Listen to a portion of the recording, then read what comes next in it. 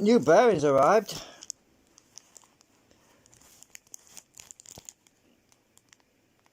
And according to the advertisement,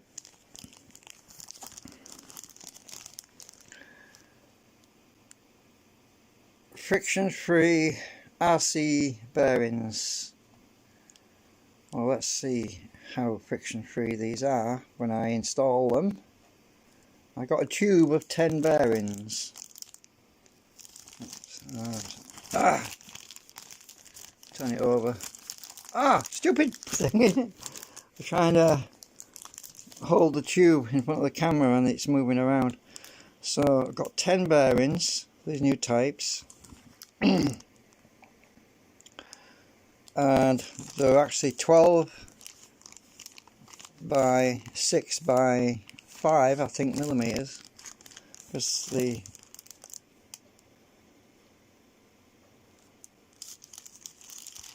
need to open this up really.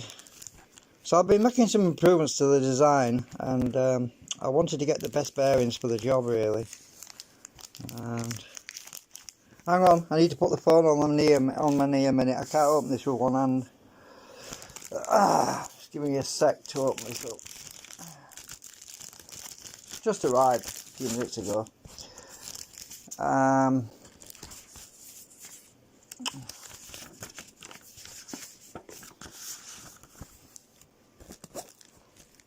Give me a sec. I'll get out of the packet. Right, so these are the bearings, 6 by 12 by 4 millimeter, MR1262RS, remote control bearings. So, and this is the tube pack, and they've got rubber seals.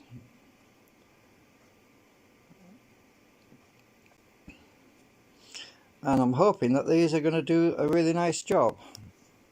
Now the other thing I've been doing is making some improvements to the rotary segments on the I'm drinking a bit of wine. It's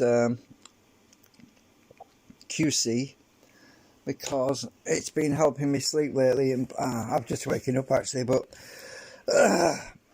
helping to take off that intense feeling of this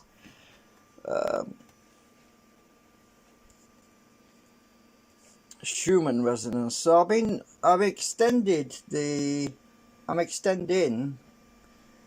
segments to make the distance between the actual magnets, which are obviously inside the rotor. So I've extended this by 5 millimeters total distance between the inside. So the new segments, and I print them out, and I've also put these little slopes where I'm going to put some nanocrystalline material to increase or reduce the amount of drag on the system, which is, I hope, what will happen. Because they're on one side now, they're on the inside and they're on this side, I can flip them around and reverse them if I need to do. But it will be interesting to see when I get these printed, and I don't know if I'm going to have enough plastic, but I've got half a spool, well maybe 1/3 of a spool, because as you get nearer the middle it smaller dimension. So I've basically called this Mark 5. So the slots will be reversed on the other side of the other rotor, so I have to print more segments for the dual rotor assembly. I thought I'd share that with you. I'm sorry I've not been doing a lot lately on videos, but that's mainly because I've been thinking, trying to work out what I need to do to improve it. At one point I was going to At one point I was thinking about redoing the rotors completely, but then I thought, no, actually I don't need to do that. Just need to change the segments. It's the segments themselves that need to be adjusted so that I've got better coupling, because the biggest problem right now is flux, is getting enough flux through from the magnets to the coils, and attenuating it so that we get a better field collapse and field line attenuation on the coils. And I've been doing a lot of thinking about it. At one point I was going to cut out a piece of the rotor, and I thought, what the hell do I need to do that for? All I need to really do is adjust the segments to make them bigger so they can accommodate, they're going to have very thin walls, about 0.7mm thin walls on the segments themselves, but that's no problem. Once they're fitted into the rotor, they're fine. And that's the whole point. I designed it like that so that it would be easy for me to swap out segments and play around with different designs, and that's the whole point really. So that's the next phase really, is to print out new segments and try and tune this thing up even better than what it is right now, because I want to get more flux coupling. I want to improve the coupling on it. I've been having a lot of down side type of feelings about the design. You know, where's I feeling? Am I on the right course or am I not? But that's to be expected. You know, you get these moments, these days when you think, shit, am I really doing the right thing here, or do I need to go back to the drawing board? And you know, it's over Unity is elusive. It's flipping like looking for a needle in a haystack. But that needle in the haystack is there somewhere. I've got to find it. I'm going to keep on plodding along, even no matter how slow I get. I'm still making slow progress, but it's better than no progress, isn't it? Because in the previous test I was doing, I was seeing slowdown, and I don't want to be seeing any slowdown. And because I was seeing some slowdown when I didn't see slowdown in the previous one, where when I was using these segments with a steel, they didn't slow down. It did not slow down. So that's why I need to put the arch back in there on the ends, this arch, but I do it with the nanocrystalline.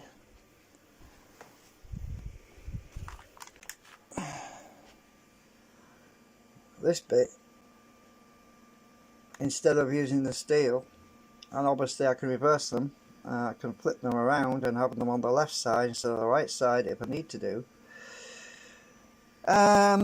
So we're going to incorporate that in the next build. The reason I haven't incorporated in this build is because they're basically going both ways. They're going left and right on each side of the segment, but the new ones that I'm going to do, these are going to be facing all in the right direction. So yeah, that's the update for now. I've got to go and get these new bearings test tried out. It said frictionless. Friction, it's advertised as being friction free, and we'll find out. We'll see how much we'll see how much RPM gain I get with these new bearings. I'm not intentionally advertising this company, but if you want to get good bearings, you've got to go to a good supplier, and these guys seem to know what they're talking about. Oh, a friend of mine was saying, I'll give him a call out. His name's Stuart. I won't say his full name, obviously, but Stu said, you want to go with some RC bearings? And I said, yeah, I agree with that. So RC is where I'm going, because these are not Chinese bearings, these are homegrown, and they weren't cheap. They were, if there's 10 bearings in there, they were about close to 10 quid, so that's about £1 a bearing. So we should, and they're colour coded, they're orange underneath. I haven't even taken the lid off yet. I don't know if I can get the lid off with one hand. Oh, I can. Let's take the lid off. There is, if I, dropping them on the floor. Look, look. This is what happens when you try to do it with one hand. Damn it. I just dropped them. 1, 2, 3, 4, 5. I've dropped 6 bearings on the floor.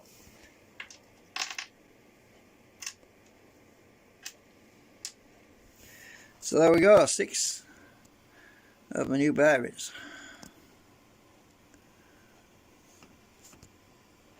Interesting, the colour difference when you move the light around.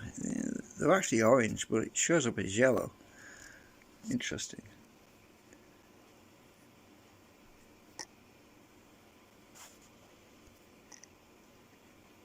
There's still one I've dropped. Where's the others gone?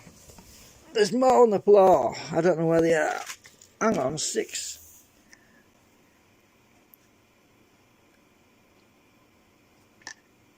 There should be 10, I think.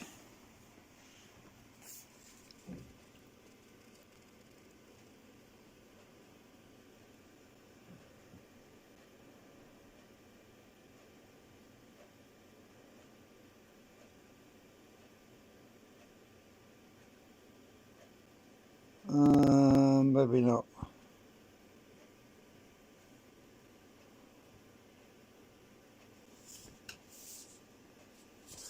I don't know. I'll put them back in the tube. Oh, dropped my phone now. I am having a dizzy spell. Right, let me just put them back in here and see. I'm not sure how many.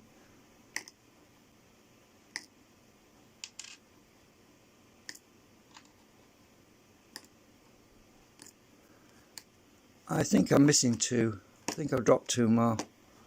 On the floor. I'll find them. Where the hell have they gone? There's 2 missing on the floor. I'll have to use my magnet to find them.